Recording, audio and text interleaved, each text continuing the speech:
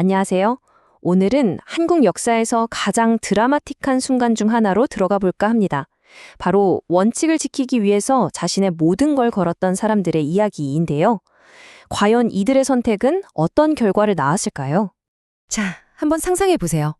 내가 믿고 따르던 모든 것, 국가의 이상이 폭력적인 쿠데타로 한순간에 무너졌습니다.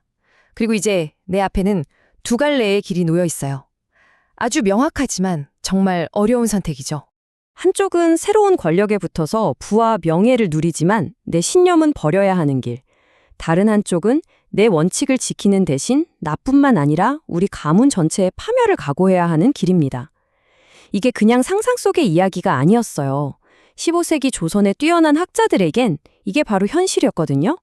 그리고 그들의 선택이 500년도 더 지난 지금까지도 우리에게 큰 울림을 주고 있습니다. 자, 그럼 무대를 1453년으로 옮겨보죠. 당시 왕의 숙부였던 수양대군이 피비린 내는 쿠데타를 일으킵니다. 자신의 어린 조카 단종을 왕위에서 끌어내리고 스스로 그 자리에 앉게 되죠. 이 사람이 바로 우리가 아는 세종입니다. 이 사건, 그러니까 왕위 찬탈은 조선이라는 나라의 근본을 뒤흔든 대사건이었습니다. 특히 당시 최고의 엘리트 집단이었던 집현전 학자들에겐 엄청난 충격이었죠. 이건 자기들이 평생 지켜온 모든 신념을 스스로 부정해야 하는 그런 상황에 놓인 거니까요. 결국 폐위된 왕, 단종을 따르던 신하들 사이에서 이대로는 안 된다는 목소리가 나오기 시작합니다. 침묵은 더 이상 답이 아니었던 거죠. 이들은 아주 비밀스럽게 반격을 준비하는데 바로 역쿠데타였습니다. 훗날 역사의 사육신, 즉 죽음으로 충절을 지킨 6신하로 기록되는 인물들이 바로 이들입니다. 여기 표를 보시면 아시겠지만 각자 아주 명확한 역할을 맡아서 거사를 준비했죠. 성산문이 총책임자, 박팽년이 전략가, 그리고 유흥부가 암살을 실행할 행동대장이었습니다. 계획은 아주 대담했습니다.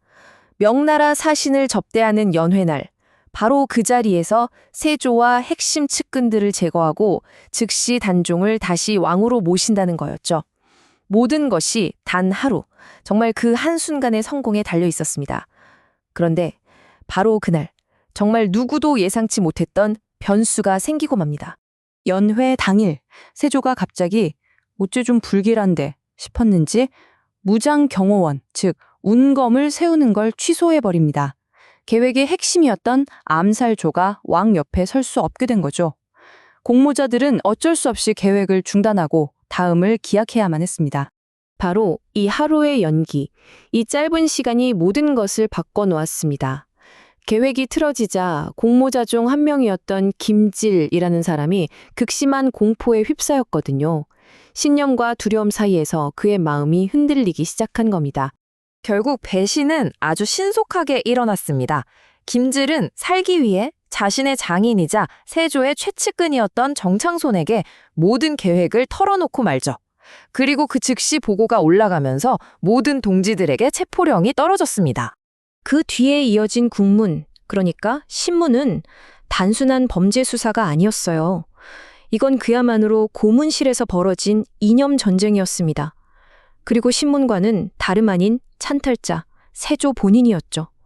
옛 동료들을 직접 마주한 겁니다. 바로 이 지점에서 사륙신의 전설이 탄생합니다. 총책임자였던 성산문은 세조를 향해 전하라고 부르지 않았어요. 대신 고위 관리를 부르는 호칭인 나으리라고 불렀죠. 이건 당신은 왕이 아니다 라고 목숨을 걸고 선언한 거나 마찬가지였습니다. 정말 대단한 저항의 표현이었죠. 자, 근데 여기서 아주 흥미로운 지점이 있습니다. 역사는 승자의 기록이잖아요? 세조가 만든 공식 역사서 세조실록에는 성산문이 고문을 이기지 못하고 모든 걸 자백했다고 나와 있습니다. 하지만 민간에 전해지는 이야기, 야사에서는 그가 끝까지 굴하지 않은 영웅으로 그려지죠. 이처럼 기억을 둘러싼 싸움이 지금까지도 이어지고 있는 겁니다. 이런 저항의 방식은 정말 다양했어요. 또 다른 학자 박팽년은 세조에게 올리는 공식 문서에 신하 신자를 단 한 번도 쓰지 않았다고 해요. 대신 일부러 모양이 비슷한 클거, 귀자를 썼다고 전해지는데 이게 사실이든 아니든 그들의 꺾이지 않는 정신을 정말 잘 보여주는 일화라고 할 수 있겠죠. 결국 물리적인 싸움은 그들의 처참한 패배로 끝났습니다. 하지만 세조의 복수는 그냥 죽이는 데서 끝나지 않았어요. 아예 그들의 혈통과 명예, 그 존재 자체를 역사에서 지워버리려고 했습니다. 추동자들은 정말 상상할 수 있는 가장 잔혹한 방법으로 죽임을 당했고요. 그들의 가족, 특히 여성들의 운명은 또 다른 차원의 비극이었습니다. 여기 보이는 숫자 181. 이게 바로 당시 쿠데타를 도운 공신들에게 노비로 분배된 사륙신 가족 여성들의 수입니다. 정말 소름 끼치는 건 이 표에서 볼 수 있듯이 배신자 김질이 자신의 옛 동지들의 아내를 재산으로 하사받았다는 사실입니다. 그야말로 승리의 전리품이었던 거죠. 물론 김질이나 신숙주처럼 세조를 도와서 부귀영화를 누린 사람들도 있었죠. 하지만 역사의 평가는 정말 냉정했습니다. 특히 신숙주는 그 이름 때문에 숙주나물이 되었다는 이야기가 있을 정도예요. 나물이 쉽게 병하잖아요? 그걸 빗대서 그의 변절을 지금까지도 사람들이 조롱하고 있는 거죠. 사육신은 이렇게 역적으로 몰려서 가문 전체가 사라졌습니다. 하지만 그들의 희생 이야기는 결코 지워지지 않았죠. 그리고 수백 년에 걸쳐서 정말 놀라운 반전이 시작됩니다. 시간이 무려 200년 이상 흐른 뒤 역사의 평가가 180도 뒤집힙니다.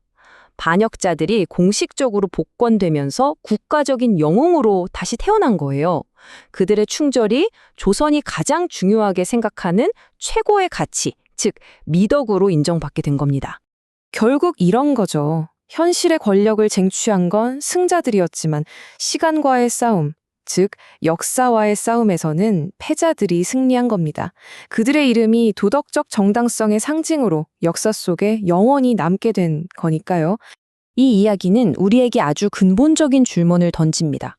권력은 현재를 지배할 수 있겠죠. 하지만 미래를 만들고 영원히 기억되는 것은 과연 무엇일까요? 권력일까요? 아니면 흔들리지 않는 원칙일까요? 여러분의 생각은 어떠신가요?